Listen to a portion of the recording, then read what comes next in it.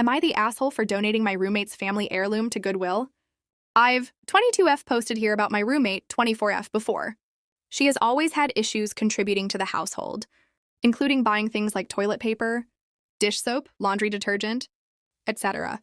She also rarely does her dishes promptly, or takes out the trash or other household chores, and struggles to pay utilities on time. Sometimes I even have to hound her for the rent. I felt bad at first because clearly she wasn't equipped to live alone, but I quickly got frustrated and became short with her. We were friends at first, but not so much anymore after I've had to put up with her this long. Our year-long lease ended and we've been living month to month since. Eventually, she got a boyfriend. He lives with his parents, but that hasn't stopped her from spending most of her time at their house. I started seeing her less and less. A couple days into May, I hadn't seen her for maybe 2 weeks. I texted and called her to see when she was going to pay her share of rent, due on the 5th, but she basically ghosted me.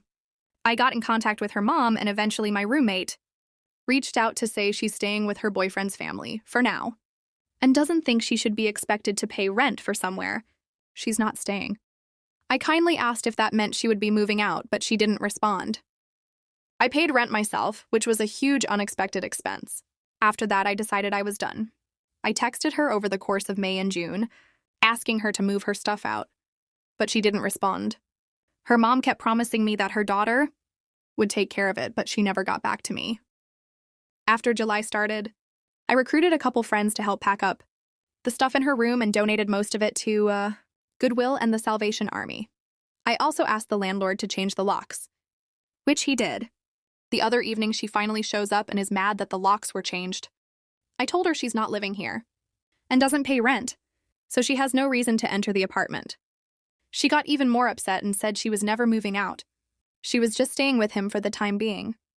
She said the situation didn't work out, so she planned to come back and live here again. I told her that she was already off the lease and it's my rental now. She started crying and said she had nowhere else to go, and I felt really bad. She asked if she could at least get some of her stuff.